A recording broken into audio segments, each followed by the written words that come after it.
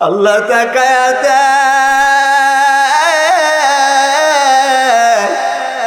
কোন সন্তানগুলো জানি এমন মা বাপরে কবরে ওই দিন শোয়াইছে।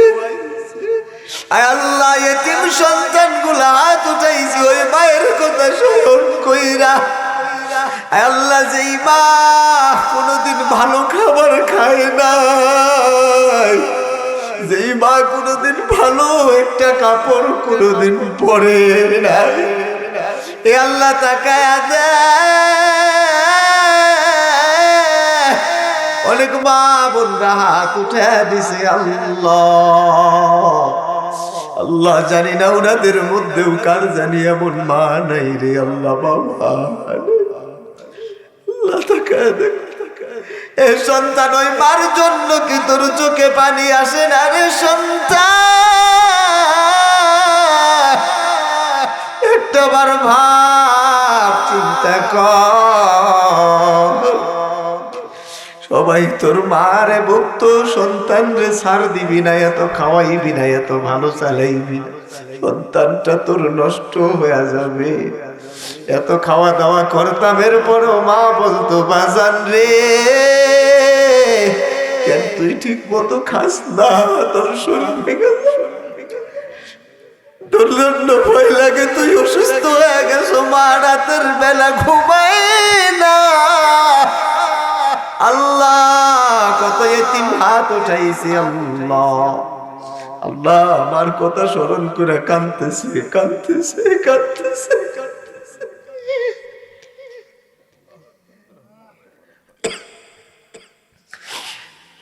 আল্লাহ এই মানুষগুলো কবরে শুয়েছে, এই মানুষগুলো কবরে শুয়েছে।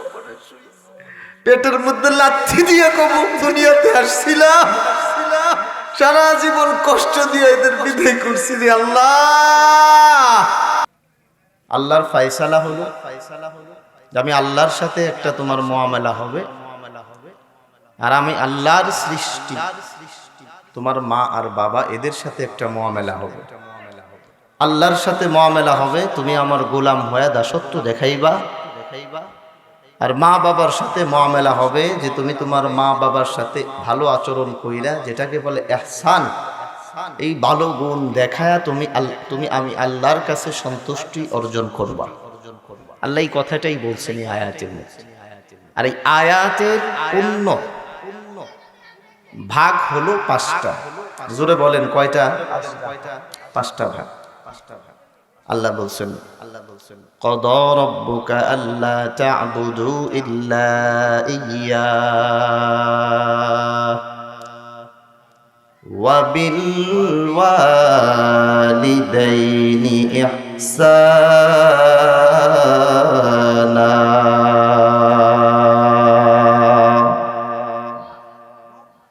ইম্মা ইয়াবলুগান্না ইনদাকাল কিবার أحدهما أو كلاهما فلا تقل لهما أف ولا تنهرهما وقل لهما قولا كريما واخفض لهما جناح الذل من الرحمة وقل رب ارحمهما كما ربياني صغيرا।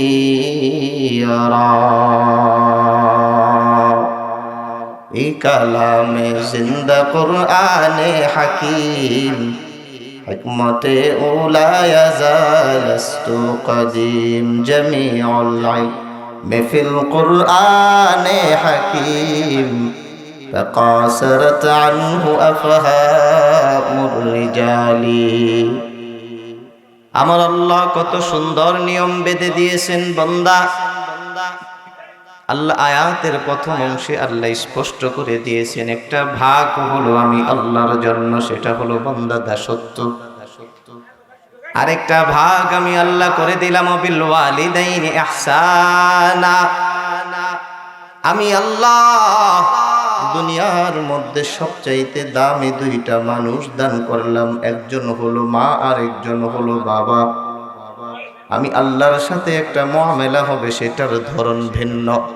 আর দুনিয়াতে এমন দুইটা আপন মানুষ দিলাম, মা বাবা, এদের সাথেও একটা মুআমালা হবে, সেটার ধরনও অন্য রকমের ভিন্ন। সুবহানাল্লাহ। আল্লাহ বলছেন ওয়া বিল ওয়ালিদাইনি ইহসানা,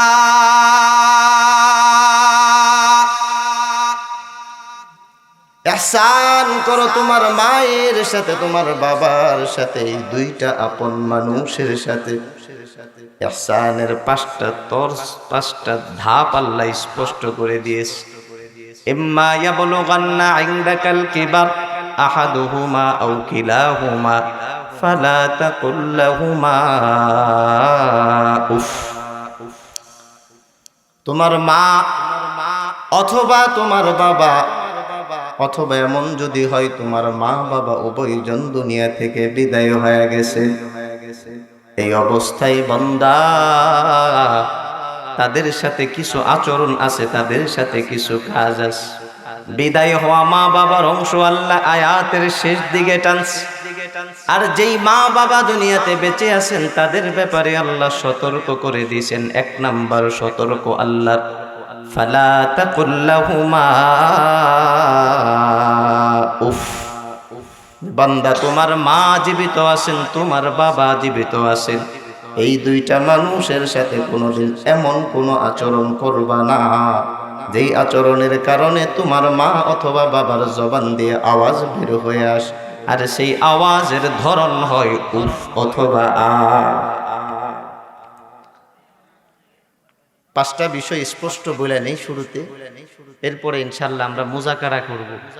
যদি আমার কমতি থাকে ওটা আমি আজকে শুধরায় নিব, পারবো ইনশাল্লাহ।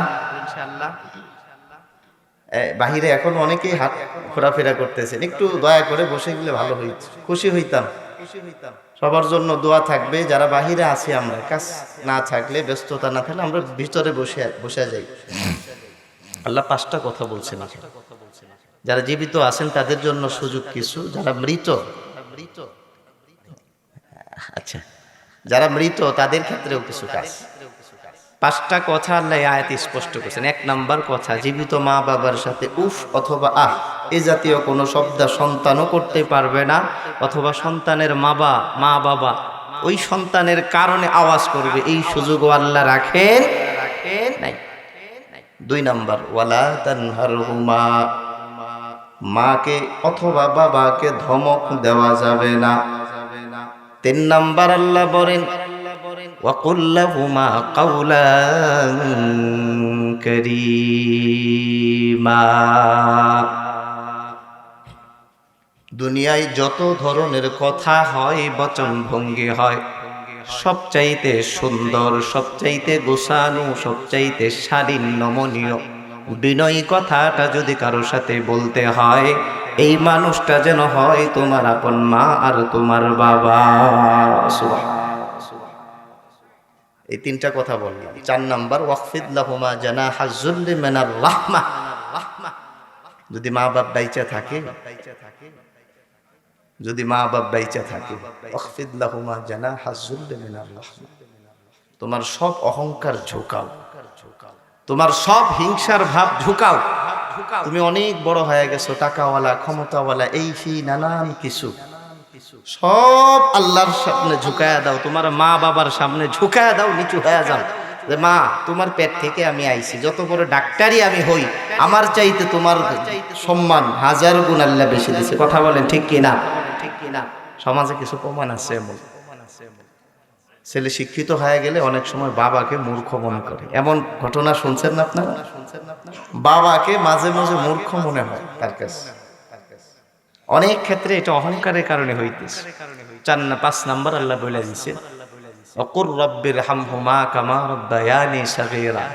আরেক দল কপাল পোড়া আছে, যার মা নাই বাবা নাই, এই মানুষটার জন্য আল্লাহ বলে দিয়েছে মা বাপ তো নাই, খেদমত করতে পারবা না, আমি আল্লাহ একটা রাস্তা খুলে রাখছি। সুবহানাল্লাহ, জোরে বলেন সুবহানাল্লাহ। আপনার বিবির জন্য আল্লাহ বলেন না এই রাস্তা খুলে রাখছি, মরে গেছে তার জন্য আলাদা একটা দোয়া দিয়ে দিলাম। আহারে আপনার শাশুড়ির জন্য আল্লাহ বলেন না আমি আল্লাহ একটা রাস্তা খুলে রাখলাম, এমন এমন এমন এমন দোয়া করো শাশুড়ি বাবু কবরে তোমার শান্তিতে থাকবে।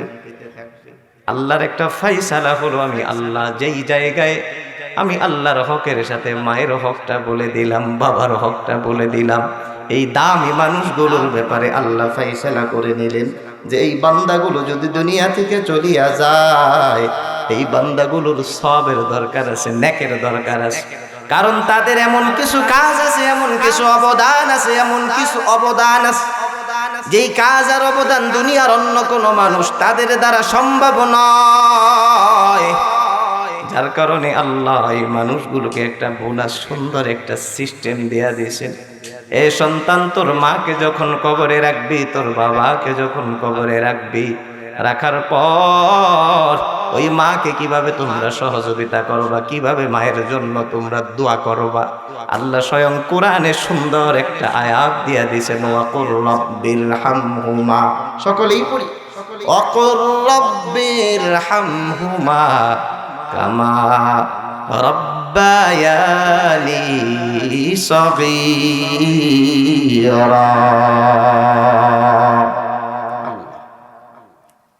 কথা শুনতে কি বিরক্ত হইতেছেন আপনারা?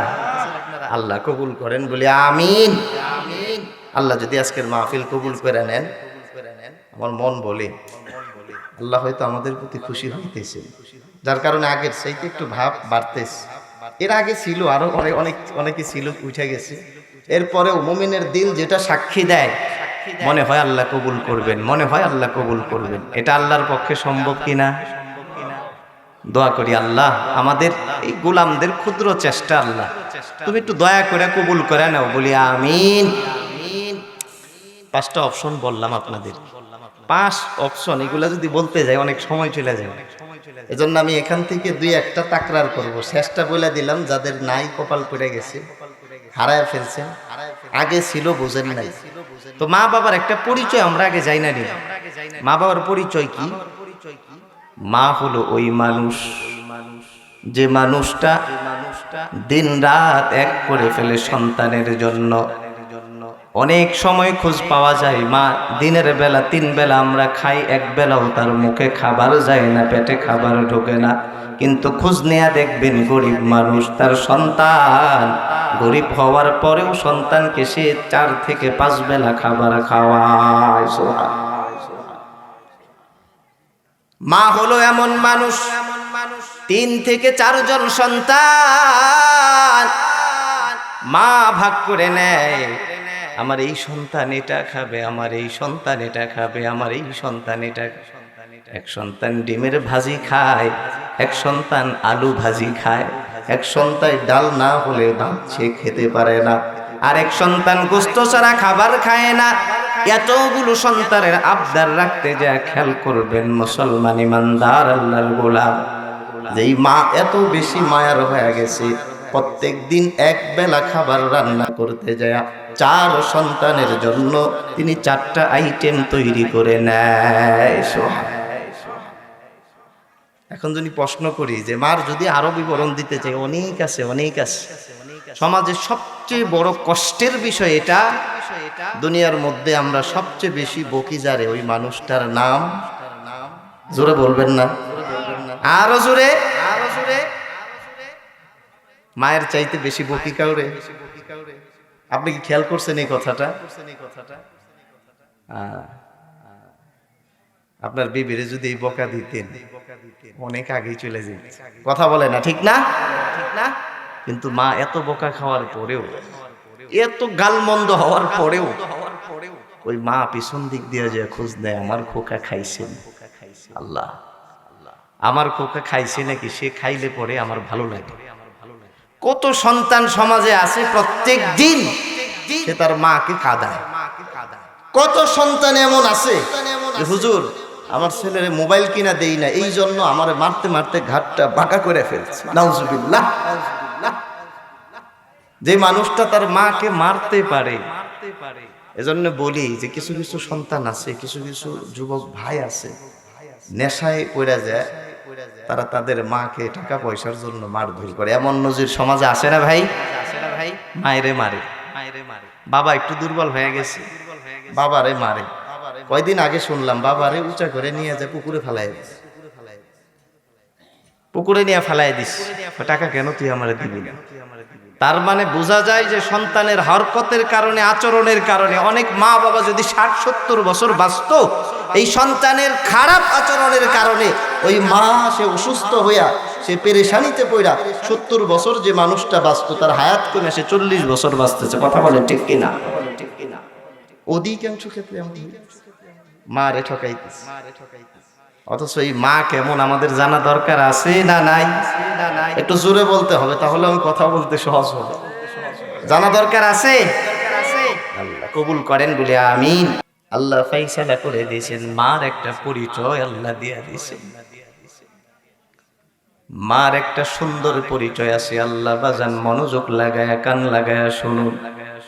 আল্লাহ বলছেন হামালাতহু উম্মুহু কুরহা ওয়া ওয়াদাআতুহু কুরহা ওয়া হামলুহু ওয়া ফিসালুহু 30 শাহরা। আল্লাহ তিনটা কাজের কথা এখানে বলছেন মাকে।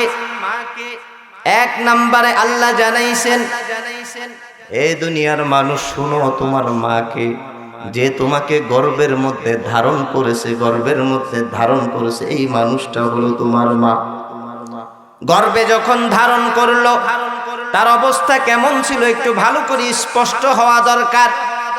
কত মার এমন খবর পাওয়া যায়, গর্ভে যখন সন্তান আসে সে রাতের বেলা ঘুমায় না, গর্ভে যখন সন্তান আসে ভালো মন্দ খাইতে পারে না। আরে গর্ভে যখন সন্তান হয় এই অবস্থায় অনেক মায়ের খবর পাওয়া যায় সে সারতি মতো সারাটা রাত ঘুমের মধ্যে কাটাইতে পারে না, ভয় ভয় লাগে। অনেক সময় খেয়াল করে দেখবেন, অনেক সময় খেয়াল করে দেখবেন অনেক মা রাতের বেলায় যখন ঘুমায় গেছে তার পেটের মধ্যে সন্তান। আপনি নিজে একটু নিজেরটা খেয়াল করে দেখেন। আমি আপনি উনি আমরা মায়ের পেটে ছিলাম, গর্ভে ছিলাম। যখন আমরা গর্ভের মধ্যে ছিলাম আল্লাহ কুদরতি ভাবে সাহায্য করে আমাদের খাবার পাঠায় দিছে। কিন্তু আমার আপনার মা ওই গর্ভে থাকা অবস্থায় রাতের বেলায় যখন ঘুমায় গেছে, আমার বাবাও পাশেই ঘুমায় গেছে। আমার বাবা বারবার খেয়াল করতো যে আমার ওয়াইফ অর্থাৎ আমার মা সামনে বসা আছে কিনা, সামনে শুয়ে আছে কিনা। বারবার বিছানা হাতায় দেখে, যেহেতু অসুস্থ মানুষ রাতে যদি কষ্ট হয়, যখন খুঁজতে যায় খোঁজ নেওয়ার জন্য হাত পাড়ায়, সাথে সাথে তাকায় দেখে তার বিবি অর্থাৎ আমার মা বিছানার সেই অংশে সে শোয়া নাই। কই গেছে কই গেছে খোঁজ নেওয়ার চেষ্টা করা হয়। কিছুক্ষণ পর তাকায় দেখে বিছানা ছেড়ে কই চলে গেল, কোথায় গেল। তিনি ঘাবড়ায় গেছেন, হায় কোথায় চলে গেল। আমার মায়ের খোঁজ নিতে যায় তখন তাকায় দেখলো আমার মা একটা জানালার মধ্যে ধইরা সে দাঁড়ায় আছে। ডাক দিয়ে জিজ্ঞেস করে, বিবি তুমি এখানে কেন দাঁড়ানো? ও স্বামী আমার, রাতের বেলা যখন আমি ঘুমাইছি এমনিই তো খাইতে বড় ভয় লাগে, কিভাবে আমি খাবো। আবার আজকে রাতে আমি কিছুই খাই নাই, ভয়ের কারণে বমি হয়ে যায়। আমি যখন রাতের বেলা ঘুমাইলাম, ঘুমানোর পর আমার পেটে থাকা গর্ভে থাকা সন্তানটা আমাকে আঘাত করা শুরু করে দেয়। একবার পেটের ডানে আঘাত দেয়, আরেকবার পেটের বাম পাশে আমার আঘাত দেয়। মাঝে মাঝে নাড়ের মধ্যে ব্যথা তৈরি হয়ে যায়। আমি স্বামী আমি আমার বিছানায় আমি ঘুমায় থাকতে পারি না। এজন্যে আমি বিছানার থেকে উঠে গেলাম, বারবার এক পাশ থেকে আরেক পাশ দৌড়ায়। মা জানালার সামনে দাঁড়ায় আছে, জানালার সামনে দাঁড়ায় আছে। সময় যখন আরেকটু গড়ায়, এই মার যখন প্রসবের সময় হয়ে যায়, সব মানুষগুলো আনন্দে থাকে, নতুন মানুষ দুনিয়াতে আসবে। নতুন এই মানুষটার মুখ দেখলে সবাই খুশি হয়ে যায়, কিন্তু মা বড় ভয় যে আমার পেটের মধ্যে যে সন্তান আল্লাহ দান করেছেন, আমার এই সন্তানটা যেন সুস্থভাবে দুনিয়াতে আসে। আল্লাহ এই ফাইসালার কথাও কোরআনে বলছেন, হামালাতহু উম্মুহু কুরহা ওয়া ওয়াদাআতুহু কুরহা। এক নাম্বার আল্লাহর ফাইসালা, বান্দা তোমাকে মায়ের গর্ভে দেওয়া হইছে। দুই নাম্বার আল্লাহর ফাইসালা, বান্দা তোর মা তোকে প্রসব করে দুনিয়াতে আনছে। তিন নাম্বার ফাইসালা, অফিসালুহু সালাসুনা শাহরা। বলেন আল্লাহু আকবার। তিনটা কথা আল্লাহ সুন্দর করে বলছে। আমার কথা শুনতে বিরক্ত লাগে নাকি কারো? একটু জোরে বলেন। আল্লাহ কবুল করেন, বলি আমিন। ইনশাল্লাহ আমরা একটু চাইপা সামনে চলে আসি, সামনের দিকে আগে আসি। যারা বাহিরে ঘোরাফেরা করতেছি ভাইরা চলে আসে। আজকে হইতে পারে আজকের মাহফিল শেষ মাহফিল আমার। 3.5 হাত জায়গা থেকে বাঁচার সুযোগ আছে, হ্যাঁ বাঁচতে পারবো না ওই জায়গা থেকে। এজন্য আজকে একটু হিম্মত করে বসে যাই মোজাকারায়। তো সর্বপ্রথম কাজ হলো আল্লাহ দুনিয়াতে পাঠাইতে যায়, গর্ভে সন্তান রে দিল। গর্ভ থেকে আসার ক্ষেত্রে মায়ের আর একটা কষ্টের অবস্থা শুরু হয়ে গেছে। প্রসবের সময় মা ব্যথায় পাগল হয়ে গেছে। সব মানুষগুলো যখন মুখের দিকে তাকাইছে আমার আপনার মায়ের দিকে, তার চোখ দুইটা লাল দেখা যায়, তার চুলগুলো পাগলের মতো হয়ে গেছে। তাকাইলে মনে হয় কি জানি হারায় ফেলছে, হারায় ফেলছে। ব্যথায় এত বেশি কাঁদতে মা দুর্বল হয়ে পড়ছে, মা অসুস্থ হয়ে গেছে। একবার জ্ঞান যায়, আবার জ্ঞান ফিরে আসে, একবার হুশে আসে, আর একবার অচেতন হয়ে যায়। আমার আপনার সময়ও হয়তো আমার মা এমন অচেতন হয়ে গেছিল, আমার আপনার সময়ও হয়তো তাদের এমন কষ্ট হয়ে গেছে। খেয়াল করবেন মুসলমান, এত কষ্ট করার পর ওই সন্তান যখন দুনিয়াতে আসে, ওই মাকে যখন জিজ্ঞেস করা হয়, এই যে সন্তান তোমার দুনিয়াতে আসলে এত বেশি কষ্ট তুমি সইলা, তোমার কোনো আফসোস আছে কিনা? মা জ্ঞান হারায় ফেলছে সন্তান প্রসবের পর। সাথে সাথে অপেক্ষায় থাকে আমার সন্তানের মুখটা কখন আমি দেখব। অপেক্ষায় থাকে, অপেক্ষায় থাকে, অপেক্ষায় থাকে এই সন্তানকে কখন সামনে তুলে ধরা হবে। আর এই অপেক্ষায় থাকার পর এই মা অজ্ঞান হয়ে গেছে, হুশ হারায় ফেলছে। এই মায়ের সামনে ওই সন্তানের আওয়াজের মাধ্যমে আল্লাহ একটা ফাইসালা করে দেন কুদরতি ফেরেশতার মাধ্যমে। আল্লাহ জানান, এই ফেরেশতা জুই যাও যাও যাও, এই নতুন সন্তান মুহাম্মদের উম্মত যে দুনিয়াতে আসলো, তার তুমি দুনিয়াতে প্রাণের পুরো ধাক্কা দিয়ে তুমি তার জবান দিয়ে আওয়াজ বের করে দাও। সন্তান যখন ওয়াও ওয়াও এই ধরনের আওয়াজ করে ফেলে, ওই মা অজ্ঞান হয়ে গেছে, ব্যথায় কাতর হয়ে গেছে, বিছানায় শরীর ছেড়ে দিছে। মাঝে মাঝে ভয় পাইতো, সবাইকে তার অবস্থা জানাইতে পারতো না, কিন্তু ওই মা তার মায়ের কাছে বলতে পারতো, মা আমার জানি কেমন লাগে, না জানি কি হয়ে যাবে। ওই মা দুর্বল মা সন্তানের আওয়াজ শোনার পর সাথে সাথে তার জ্ঞান ফিরে চলে আসে। সুবহানাল্লাহ। অনেক কষ্ট করছে। তিনটা কাজ আমাদের প্রত্যেকের মা করছে। তিনটা কাজ। এক নাম্বার গর্ভে ধারণ করছে, আমাদের সবাইরে গর্ভে ধারণ করছে না ভাই? দুই নাম্বার প্রসবের একটা বেদনার কষ্ট মাকে আমরা দিয়ে আসছি। তিন নাম্বার বললাম যে মাকে মার মাধ্যম করে আল্লাহ আমাদেরকে দুগ্ধ পান করাইছে। এই তিনটা কাজ এখানে আমরা এমন কেউ আছে অস্বীকার করতে পারবো ভাই? এই জোরে বলেন না, অস্বীকার করা যাবে? এই তিনটা নিয়ামত আমরা মার মাধ্যমে ভোগ করছি। এই তিনটা কাজ দুনিয়ার অন্য কোনো মানুষের দ্বারা সম্ভব না। আল্লাহ শুধু এই ক্ষমতাটুকু মায়ের মধ্যে আল্লাহ দিয়ে। আপনি যদি কোনো একটা দিক থেকে মার সাথে হিসাব মিলান, কোনো একটা দিক থেকে মার সাথে আপনি পাল্লা করেন, কে বেশি দিল, আমার মা না আমি, আমার বাবা না আমি, কোনো অংশে আপনার জিতার সুযোগ আছে? কোনো অংশে আপনি উপরে উঠে যাবেন এই সুযোগ আছে?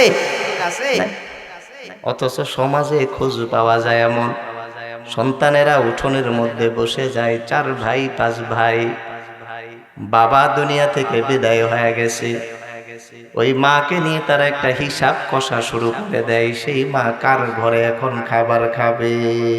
কথা বলেন ঠিক কিনা?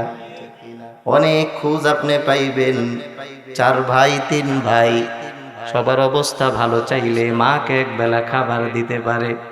যেই মানুষটা এত কষ্ট করে এই 3টা নিয়ামতের মাধ্যম করে তোমাকে দুনিয়াতে বড় করলো, আজকে যখন তুমি বুঝদার বান্দা হইলা, এই অবস্থায় তুমি তোমার বিবিকে এমন বেশি আপন বানাইছো, তোমার জনম দুঃখিনী মাকে তুমি আজকে পর বানায়া দিলা। কথা বলেন ঠিক কি? অনেক সন্তান ভাগ করতে থাকে মা, তুমি 10 দিন ওই ঘরে খাইবা, 10 দিন ওই ঘরে খাইবা, বাকি 10 দিন সময় থাকে ওই ঘরে খাইবা। আবার মাছ থেকে একজন দাঁড়ায় বলে, খালি কি বললেই হবে আমার ঘরে খাবে? আমার ঝামেলা আছে সংসারে অনেক, আমার নিজের ঝামেলাই মিটাইতে পারি না, আমার নিজের মাও তো মাঝে মাঝে আসে, তোমার মাকে খাওয়াবো, আমার হাতে সময় নাই। এমন বিবি আমাদের সংসারে আসে না নাই? মা এই আওয়াজগুলো যখন যায় নামাজের মধ্যে বসে ভিতরে শুনতেছে, মা তখন হাতগুলো উঠায় দেয় আসমানের দিকে, আল্লাহ, আমি মা কোনোদিন আমি হিসাব করি নাই সন্তানরে খাওয়াইতে যায়া, আমি মা কোনোদিন হিসাব করি নাই সন্তানরে ভালো রাখতে যায়া, আমি মা কোনোদিন হিসাব করি নাই সন্তানরে সুস্থ রাখতে যায়া। কত সময় এমন গেছে আমার ওষুধের প্রয়োজন ছিল, ওষুধ না খাইয়া সন্তানের মজা খাওয়ার টাকা আমি জোগায়া দিতাম।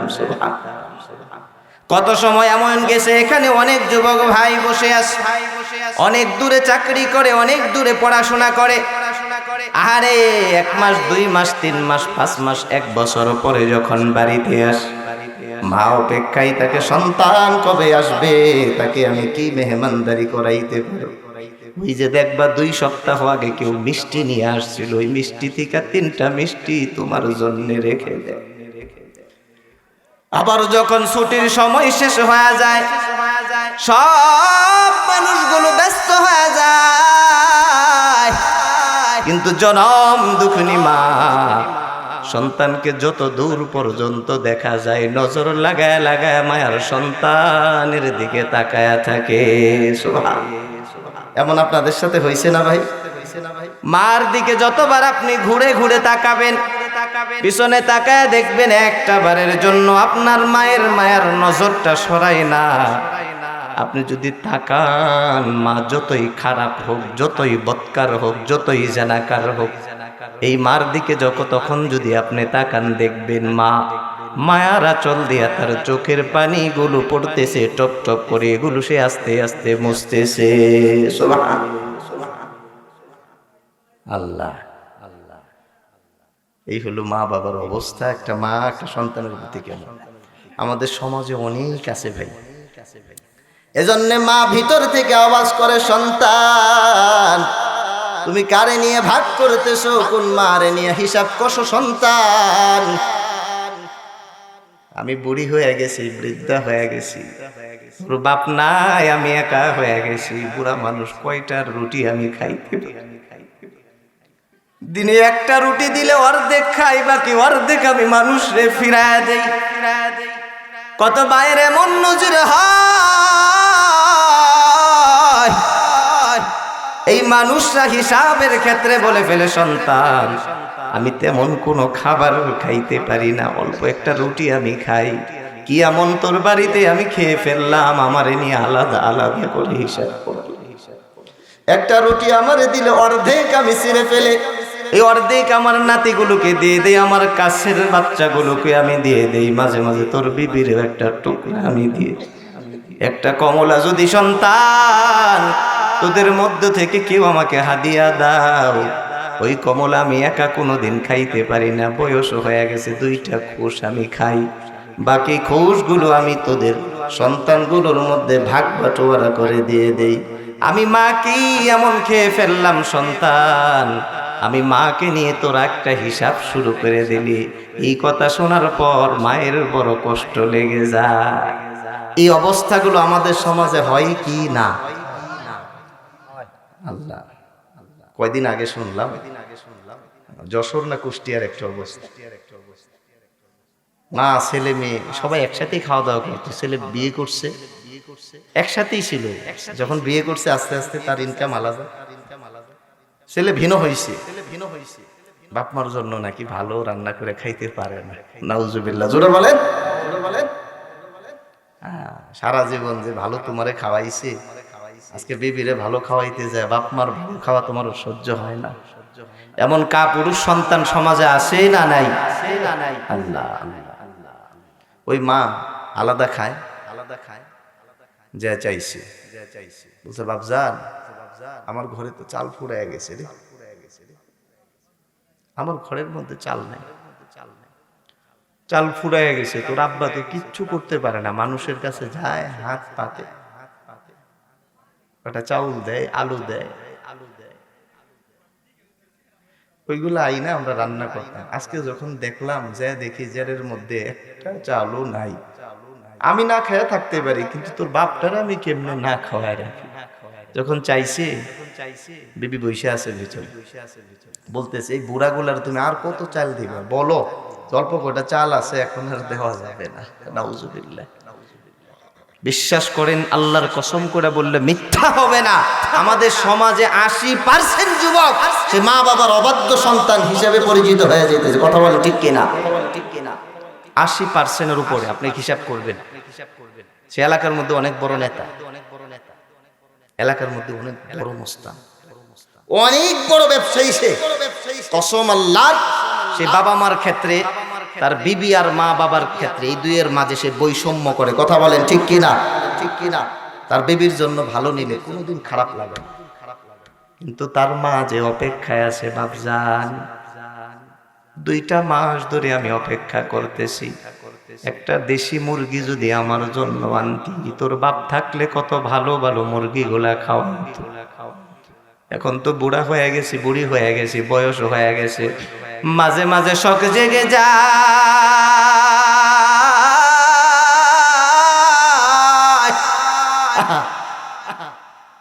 একটা যদি ভালো খাবার পাই, দেশি একটা মুরগি মায়ের জন্য কি তোর আনতে মন চায় না? 2 মাস সময় হয়ে গেছে, এই কাকা পুরুষ সন্তান শ্বশুর বাড়ি থেকে মানুষ আসে, বড় বড় মাছ আনে, বড় বড় গোশত আনে, বড় বড় আয়োজন করে, কিন্তু বুড়া মা ছোট একটা আবদার দেশি মুরগি খাইতে চায়, এই আবদারটুকু পূরণ করতে পারে না। কথা বলেন ঠিক কিনা? আপনি মিলায়েন আপনার মাও, আপনি প্রশ্ন করেন নিজের, গত 1 সপ্তাহে আপনার কাছে কিছু চাইছি কিনা? আপনি মনোযোগ দেন নাই। আর মারা বললে সন্তান সবচেয়ে কম মনোযোগ দেয়। কেন? ওই যে বকলে পরে মারে না। হ্যাঁ, মায়েরে বকলে পরে মারে, বাপ আইসা মেরে যায়, কারণ মারে তো আল্লাহ ধৈর্য দিয়ে বানাইছে, এমন এক ধৈর্য দিছে, অসম্ভব রকমের ধৈর্য। তারা মারতেই থাকবেন, উল্টা রিয়াকশন আসে না। আল্লাহ তাদের এই যে একটা অবস্থা আল্লাহ দিয়ে দিছেন, এই যে একটা ভিন্ন রকম অবস্থা মায়ের, ভিন্ন রকম অবস্থা আমার বাবার, তাদের কিছু চাহিদা আছে। আপনি মিলাইন, গত 1 সপ্তাহ 1 মাসে আমার তো সামর্থ্য ছিল 15 থেকে 20 হাজার উপার্জন। আমার মা চাওয়া ছিল যে বাবা এই মাসের ওষুধটা আমার দরকার ছিল, এই মাসের ওষুধটা কি ছিল? দরকার ছিল। এই মাসে এই খাবারটা না আমার খাওয়ার খুব দরকার ছিল, আমার কাছে চাইছি, মূল্যায়ন করি নাই, কিন্তু ছেলে যখন একটা কথা একবার বলছে, এক জিনিস আমি 5 বার আনছি। এমন নজির আছে না ভাই? এজন্য প্রথম একটা আবদার থাকবে সবার কাছে, মা বাবা চাইলে তাদের ক্ষেত্র বেশি খেয়াল করব না, আমার ফ্যামিলির মানুষ, আমার বিবি আর সন্তান চাইলে তাদেরটা বেশি খেয়াল করব? বুঝা বলেন কোনটা? আরো জোরে কোনটা? আল্লাহর নবী বলেন, হুমা জান্নাতুকা ওয়া নারুক, এই 2টা মানুষ তোমার জান্নাত, এই 2টা মানুষ তোমার জাহান্নাম। এই 2 মানুষের সাথে আচরণ ভিন্ন থাকা লাগে। শুধু এক মায়ের ব্যাপারে আল্লাহর নবী বলেন, সাহাবী জিজ্ঞেস করছে, ইয়া রাসূলুল্লাহ, এই 2 মানুষের মধ্য থেকে আমি কাকে বেশি ভালোবাসবো? এই কথা বলার পর আল্লাহর নবী বলেন উম্মুকা, তোমার মাকে বেশি ভালোবাসবা। দ্বিতীয়বার সাহাবী জিজ্ঞেস করে ইয়া রাসূলুল্লাহ কাকে ভালোবাসবো? দ্বিতীয়বার আল্লাহর নবী ডেকে বলেন ও সাহাবী, উম্মুকা, তোমার মাকে বেশি ভালোবাসবা। তৃতীয়বার আবার জিজ্ঞেস করে কাকে বেশি ভালোবাসবো? আবার বলে উম্মুকা, তোমার মাকে ভালোবাসবা। মুসলমান প্রশ্ন জাগে, শুধু মার কথা 3 বার বলে, বাবার কথা কেন বলে না? বাবার কথা কেন বলে না? ও বাজান, ভালো করে বুঝিয়া নাও, তোমার মা যেমন কষ্ট করে, তোমার মার অবদান তোমার উপর যেটুকু আছে এর 100 ভাগের 1 ভাগ অবদান তোমার বাবার নাই। কথা বলেন ঠিক কিনা? কারণ সে যে কাজগুলো করে, প্রসেস তার মাধ্যমে আল্লাহ করান। আল্লাহর কসম করে বলি, কোন একটা পুরুষ তা সহ্যই করতে পারবে না। কথা বলেন ঠিক কিনা?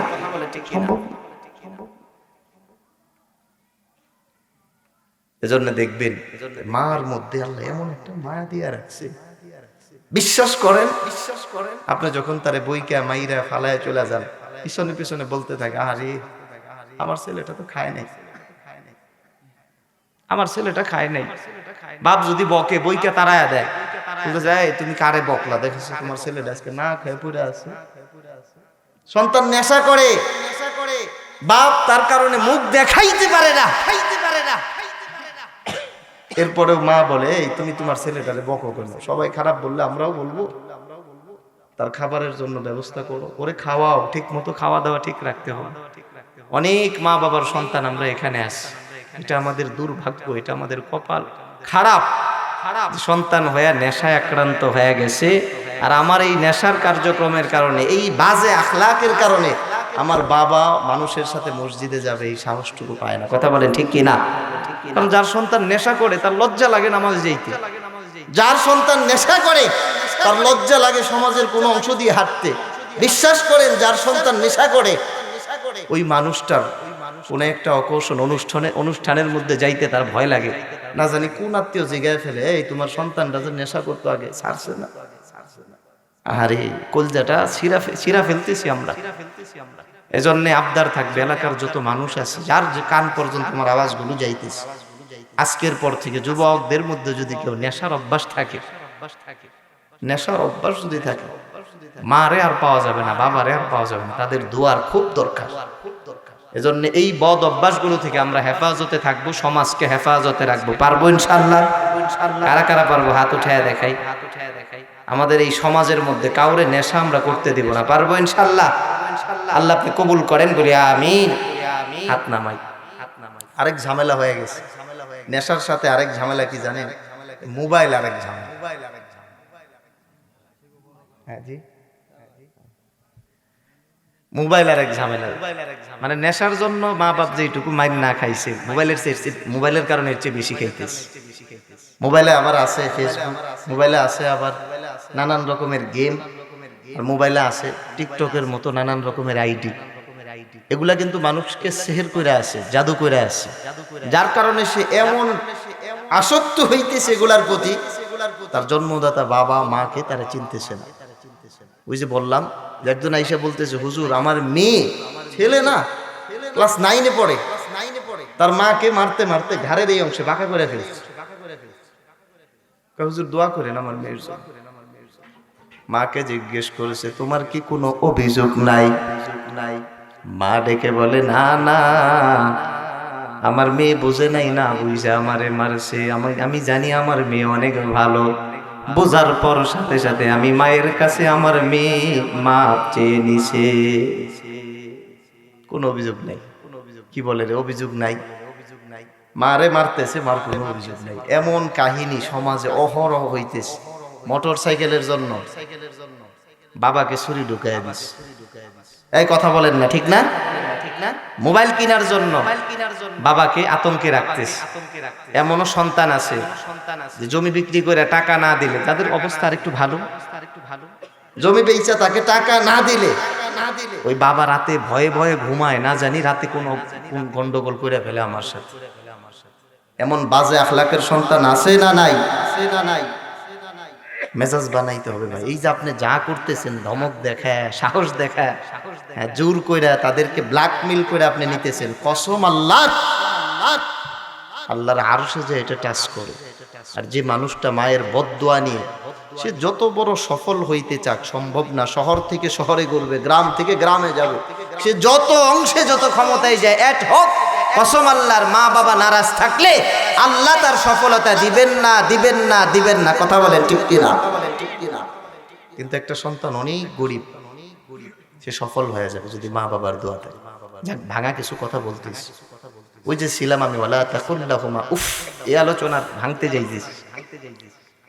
এজন্য মায়ের মাঝে আল্লাহ ভালোবাসা দিয়ে দিয়েছেন, মহাব্বত দিয়ে দিয়েছেন। আল্লাহ আল্লাহ আল্লাহ, যারা এইটুকু মহাব্বত করে তাদেরকে ধমক দেওয়া যায় না, তাদের উপর আঘাত করা যায় না।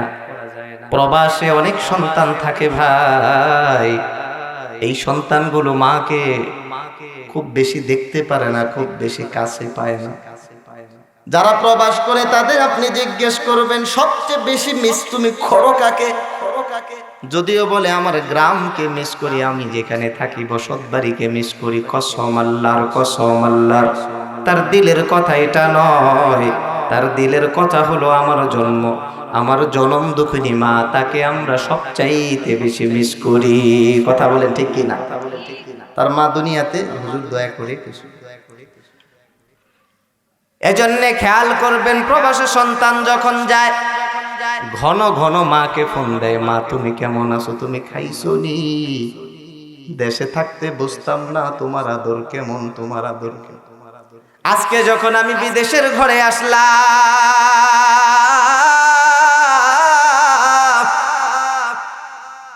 মিলা দেখি আমি না খাইলে কেউ খোঁজ নেয় না, আমার কোনো জরুরত হইলে কেউ খোঁজ নেয় না, অসুস্থ হয়ে গেলে ওষুধের কথা কেউ বলে না। আজকে মা তোরে বড় মনে হয়, মাঝে মাঝে ভিডিও ফোন দিয়া মাকে দেখতে মন চায়, মাকে দেখতে মন চায়। এক সন্তান এমন মায়ের জন্য কল দিছে, বাবার ফোনে যখন কল দিছে বারবার বলে, বাবা আমার মারে একটু দেখাও। এই কথা বলার পর বাবা বলে, তোর মা শুয়ে আছে, তোর মা শুয়ে আছে। সন্তানের কলিজার মধ্যে আঘাত লেগে গেছে, মা কেন শুয়ে থাকবে?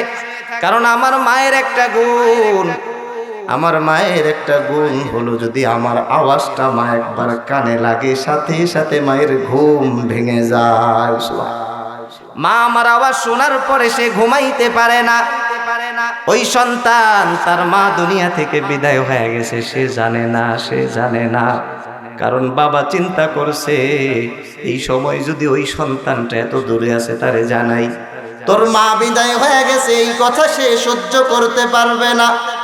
এজন্যে বাবা সন্তানকে জানায় না। ওই সন্তান যখন ভিডিও ফোন দেয়, দেখতে চাই, বলে না, বলে না, তোর মা চলে গেছে। কিন্তু একদিন বুঝে ফেলছে তার মা দুনিয়াতে নাই।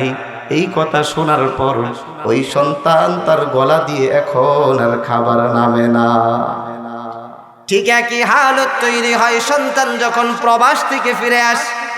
অনেক লম্বা সময় প্রবাস থেকে আসার সময় মাকে যখন জানায় দেয়, মা তোমার আদরের সন্তান, যাকে তুমি এতদিন দেখো না, এতদিন কাছে পাও নাই, আজকে সে নিয়ত করেছে বাংলাদেশে ফিরবে। কি আনবে মা তোর জন্য? কি আনবো? আমার ছোট ভাইটার জন্য কি আনবো? আমি আমার বোনটার জন্য কি নিয়ে আসবো? মার কাছে যখন এগুলো বলা হয়, মা সন্তানকে ডাকিয়া বলে, রে সন্তান, আমার কিচ্ছু লাগবে না, কিচ্ছু লাগবে না রে সন্তান, তুই আগে দেশে আয়, সোনার মানিক রে, তোরে আমি দেখলে আমার সব পাওয়া হয়ে যাবে। ওই সন্তান যখন বিদেশ থেকে আসতেছে, রওনা হয়ে গেছে, এই সন্তান বাংলাদেশের মাটিতে নামার পর বারবার ফোন দেয়, মা তুমি কি রান্না করছো আমার জন্য? কি আমার জন্য তুমি প্রস্তুত করেছো মা?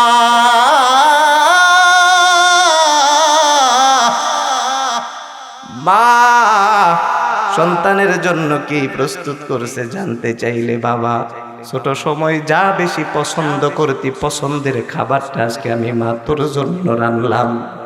ও বাজার, আমি তো জানি তুই বাহির থেকে আসলে গোসল করতে যাও, এজন্য একটু গরম পানি বানাইলাম।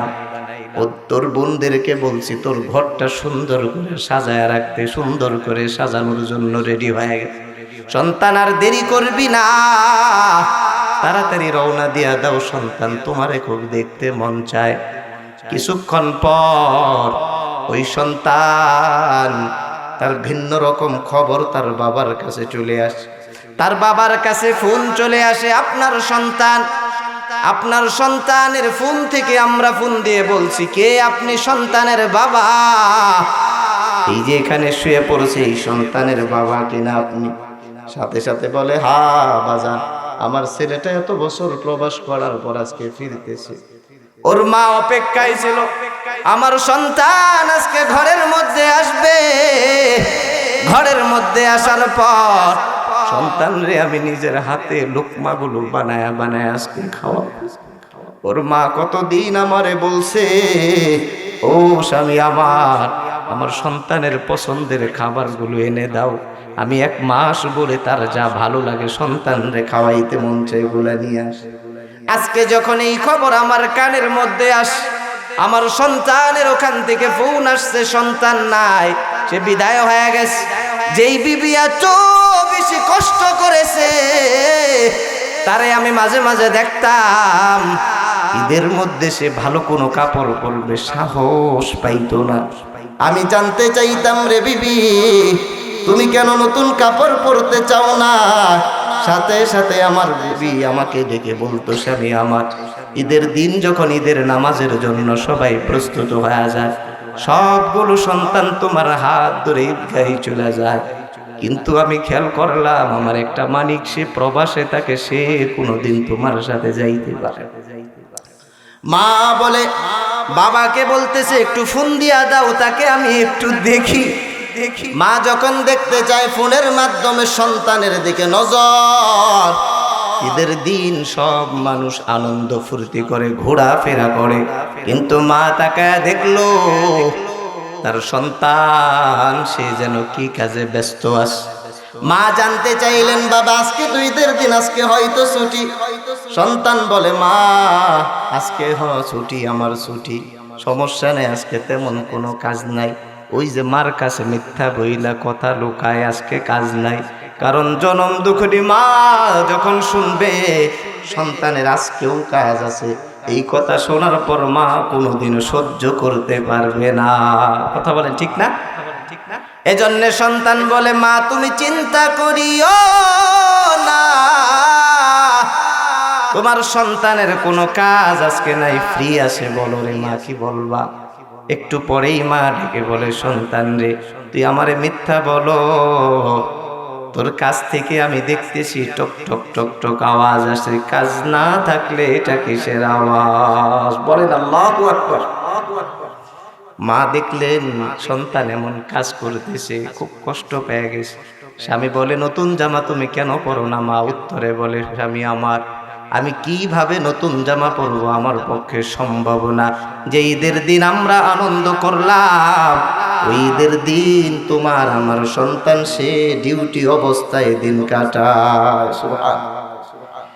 এই সন্তান যখন আসা শুরু করে দিছে, দুনিয়াতে আসার পর, এই সন্তান বাংলাদেশে আসার পর, তার মৃত্যু হয়ে যাওয়ার পর তার ফোন থেকে বাবার কাছে ফোন আসছে। বাবার চিন্তা শুরু হয়েছে, এই পাগল মারে আমি কেমনে ঠেকাবো? আমার আদরের সন্তান বিদায় হয়ে গেছে। বাড়ির কাছাকাছি যখন গাড়ি চলে আসে, মা আরো বেশি দুর্বল হয়ে গেছে। মা তো বুঝে না, কারণ মায়ের মধ্যে ইমোশন বেশি, মায়ের মধ্যে আবেগ বেশি। সন্তানকে এত সময় পর দেখবে, তাকে দেখার জন্য মা প্রস্তুত হয়ে আসে। কিছুক্ষণ পর তাকায় দেখলো বাড়ির মধ্যে সন্তানের গাড়ি আসতেছে, কিন্তু ওই গাড়িটা যেমন আশা করেছে অনেক লাগেজ নিয়ে ভিন্ন রকমের আয়োজনের গাড়ি হবে, এমন কোনো গাড়ি না। ওই বাড়িতে যেই গাড়িটা ঢুকলো সেই গাড়িটা হলো মরা লাশের গাড়ি, অ্যাম্বুলেন্স। আল্লাহ, বাড়িতে যখন আসছে সবাই দেখতেছে। মা বলতেছে, বাজান এত বছর পরে আইছো, তুমি না ফোন দিয়া বলছো কত কিছু আনবা, তোমারই তো দেখতে চাইছিলাম, সব আনছো, কিন্তু তুমি তো আমার সামনে আন নাই, তুমি আমার সামনে আন নাই। আমি জানি না এখানে কার মা বাবা এমন নাই যে নিজের হাতে মারে কবরে রাখছিলেন, নিজের হাতে বাবারে কবরে রাখছিলেন। একটা বার যদি তাদের প্রতি মায়া হয়, মায়া হয়, মায়া হয়, আপনার কাছে আমার অনুরোধ, এই মানুষদের সম্মান রক্ষা করার জন্য সর্বপ্রথম একটা দাবি যে আপনি গুনাহ ছেড়ে দেন, গুনাহটা কইরেন না, 5 বেলার নামাজ ছাইরেন না। কারণ মা বাপ মারা গেলে কবরে সন্তান ভালো কর্ম করলে এর হিস্সা যায় কি না, বলেন না, যায় না? 5 বেলার নামাজ পড়বেন, আপনার মা যদি কবরে শুয়ে যায়, প্রত্যেকটা সওয়াবের হিস্সা আল্লাহ কবরে পৌঁছায় দেয়। সুবহানাল্লাহ। আপনি গুনাহ ছেড়ে দিবেন, আপনার ভালো কর্মের ফল আল্লাহ আপনার মায়ের কবরের মধ্যে পাঠাই। আল্লাহ তাকে দেখো, কিছু গুনাহগার নাফরমান বান্দা তোমার দরওয়াজায় আল্লাহ হাত উঠে। আল্লাহ জিন্দেগিতে গুনাহ করতে করতে আল্লাহ জীবন রে নাপাক বানায় ফেলাইলা। আল্লাহ আমাদের গুনাহ আল্লাহ তুমি জানো, তুমি জানো, তুমি জানো, আর কেউ জানে না। আল্লাহ গুনার কারণে যদি আমাদের আটকায়া দাও, আল্লাহ যাওয়ার কোনো জায়গা নাই। আল্লাহ তাকায় দেখো, এখানে কত বান্দারা হাত উঠাইছে, গুনাহ থেকে মাপ চায়। আল্লাহ আমাদের জিন্দেগির সব কবিরা সগীরা গুনাহগুলা মাফ করে দাও, আমাদের সকলকে বেগুনাহ মাসুম বানায়া দাও। আল্লাহ তাকায় দেখো, এখানে কত মুরব্বী বাবাজিরা হাত উঠাইছে। আল্লাহ জানি না আল্লাহ এই বান্দাগুলো কি হাজতে হাত উঠাইছে। আল্লাহ মনের মধ্যে কত নেক মাকাসিদ আছে। আল্লাহ রব্বুল আলামিন আমাদের মনের স্বপ্নে হালত তুমি পূরণ করে দাও। আল্লাহ তাকায় দেখো, এখানে আরো অনেকেই হাত উঠাইছে, কিছু পাগল হাত উঠাইছে। মানা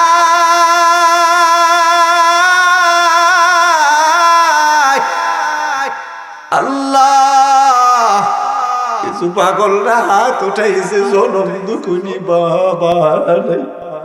আল্লাহ জনম দুকুনি মা নাই, অনেক সন্তান হাত উঠাইছে। আল্লাহ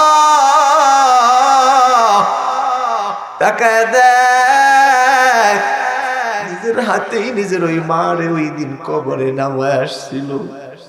আল্লাহ কবরে নামাইছে, ওই দৃশ্যটা একবার যদি ভাবি, আস্তে আস্তে কবরে যখন নামায়, আমি সন্তানরে ডাক দিছিল, আয় তোর বাপের ক্লাসটা কবরে তুই নামা। আমি সন্তানরে ডাক দিছিল, সন্তান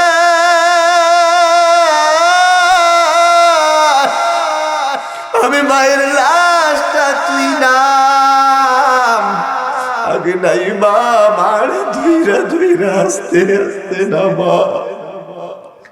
আল্লাহ তাকায়া দেখ,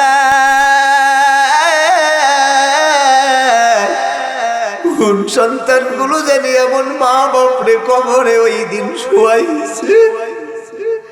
আল্লাহ এতিম সন্তানগুলো হাত উঠাইছে ওই মায়ের কথা স্মরণ কইরা।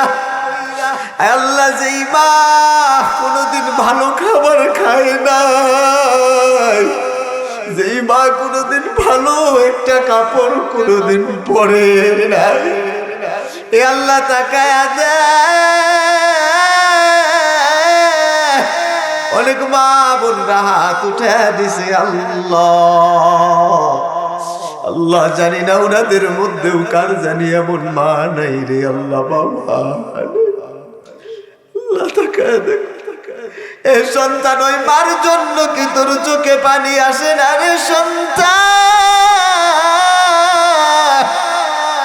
একটাবার ভাব চিন্তা কর, সবাই তোর মারে ভক্ত, সন্তান রে ছাড় দিবি না, এত খাওয়াইবি না, এত ভালো চালাইবি না, সন্তানটা তোর নষ্ট হয়ে যাবে। এত খাওয়া দাওয়া করতাম, এরপরও মা বলতো বাজান রে কেন তুই ঠিক মতো খাস না, তোর শরীর ভেঙে তোর জন্য ভয় লাগে, তুই অসুস্থ হয়ে গেছো। মা রাতের বেলা ঘুমায় না,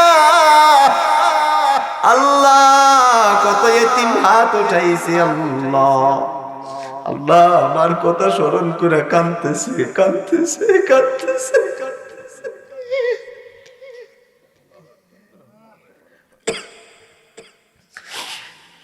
আল্লাহ এই মানুষগুলো কবরে শুয়েছে এই মানুষগুলো কবরে শুয়েছে পেটের মধ্যে লাথি দিয়ে কবর দুনিয়াতে আসছিলাম সারা জীবন কষ্ট দিয়ে এদের বিদায় করছি রে আল্লাহ আমাদের আব্বা আমাদের আম্মা কবরে শুয়েছে মাফ করে দাও জান্নাতি বানায় নাও আল্লাহ রে মা অনেক মা বোনরা হাত উঠাইছে তুমি মাফ করে দাও জান্নাতি বানায় নাও রব্বির হামহুমা কামা রব্বায়ানি সগীরা রব্বির হামহুমা কামা রব্বায়ানি সগীরা আল্লাহ আল্লাহ আল্লাহ কিছু মানুষ আছে মাঝে মধ্যে ভাবে অনেক টেনশনে যখন পড়া যায় অনেক অভাবে যখন পড়া যায় তখন মনে হয় আমার বাপ থাকলে না আমার ডাক দিয়ে নিয়ে মাথা হাতে বুঝাই আমার মা থাকলে পরে আমারে বারবার আঁচল দিয়ে মুখ পয়সা বলতো সন্তান এই তুই চিন্তা করিস না আল্লাহ সব দূর করে এমন ছায়াগুলা অনেকের নাই হাত উঠাইছে আল্লাহ অসহায় হয়ে হাত উঠাইছে ভিক্ষুক সেজা আল্লাহ এই হাতগুলাকে ওসিলা করে আমাদের আব্বা আম্মার কবরকে তুমি রওজাতুম মিন রিয়াজিল জান্নাহ বানায়া দাও দাও আল্লাহ যাদের আব্বা আম্মা বাইচে আছে যুবক ভাই বুঝে না মা বাপরে গালি দেয় কষ্ট দেয় কান্না করায় আল্লাহ না বুঝা চড়াও হয় হাত উঠায় ফেলে আল্লাহ না বুঝা কত বেয়াদবি করতেছে আল্লাহ এমন সব যুবকদেরকে তুমি আদর্শবান যুবক বানাও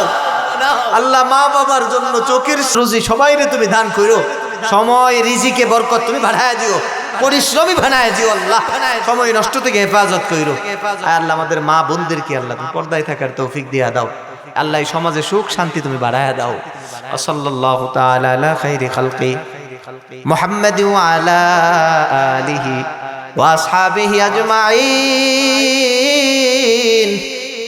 আমিন برحمتك يا أرحم الراحمين